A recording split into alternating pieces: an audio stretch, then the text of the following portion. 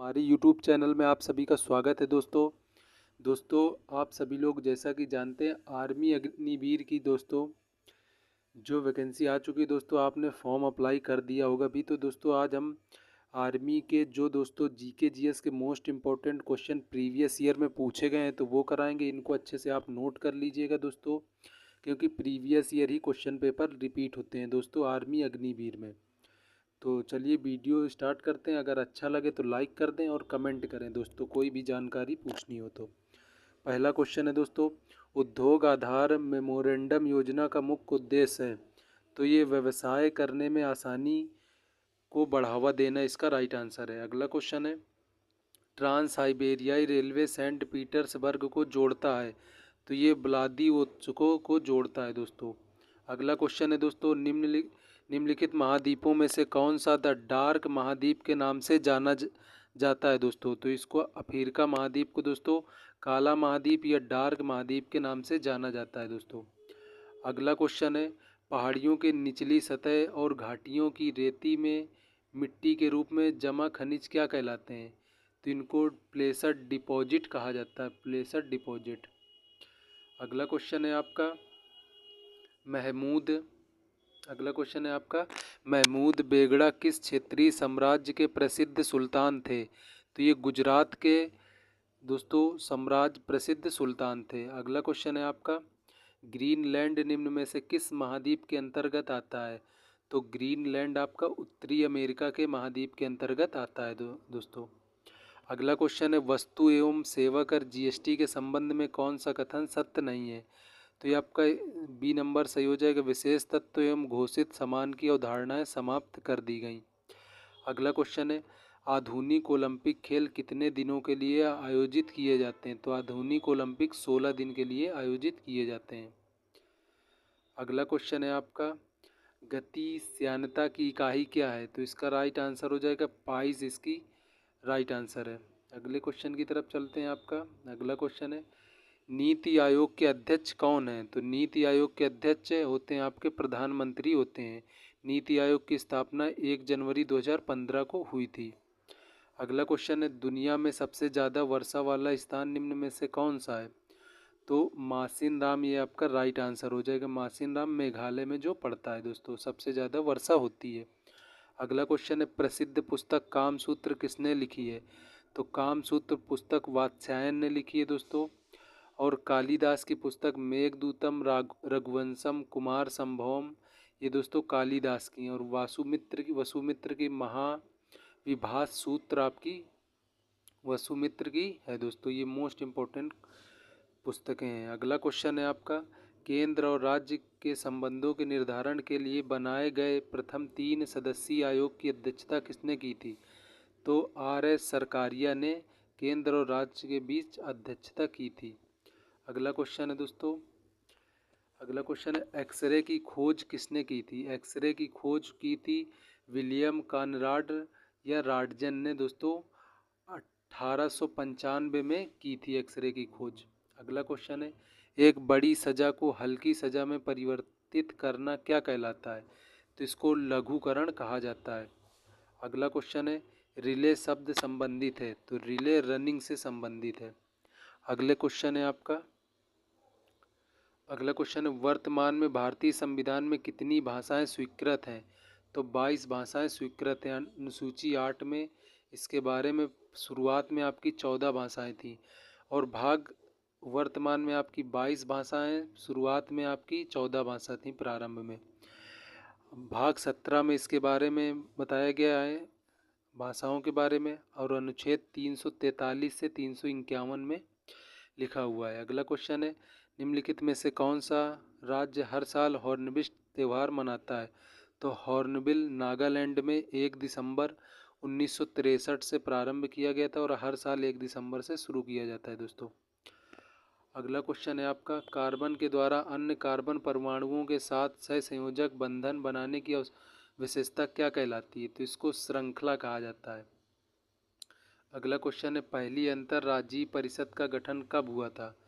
तो 1990 में पहली अंतर्राज्यीय परिषद का गठन हुआ था।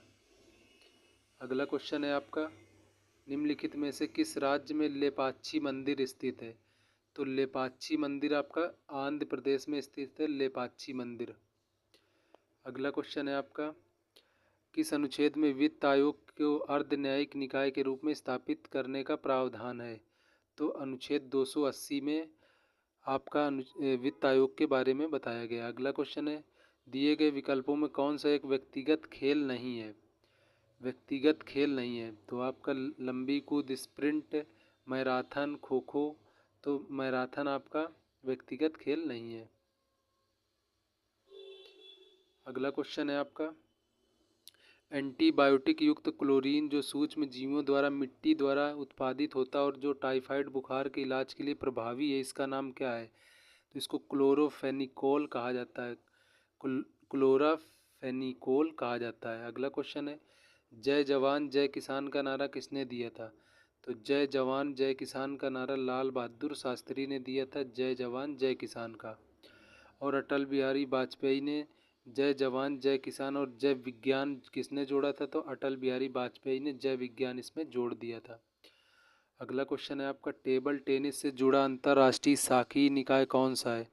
तो आपका टेबल टेनिस से ITTF हो जाएगा, इंटरनेशनल टेबल टेनिस फेडरेशन इसका राइट आंसर है दोस्तों। तो इसकी स्थापना 1926 में हुई थी टेबल टेनिस की। इसका मुख्यालय है दोस्तों लुसाने, स्विट्जरलैंड में इसका मुख्यालय है। अगला क्वेश्चन है, भारत ने किस वित्तीय वर्ष में IMF के साथ विस्तारित निधि सुविधा समझौते पर हस्ताक्षर किए थे? तो 1981 से 1982 के बीच। अगला क्वेश्चन है, भूमध्य सागर का प्रकाश स्तंभ है? तो स्ट्राम्बोली को भूमध्य सागर का प्रकाश स्तंभ कहा जाता है। अगला क्वेश्चन है आपका, एक घटना जिसमें पेरुवियन तटीय प्रदेश से गर्म समुद्री लहरें बहती हैं उसे कहा जाता है? तो अल नीनो उसे कहा जाता है। अल नीनो एक आपकी गर्म जलधारा है, ला नीनो एक ठंडी जलधारा है।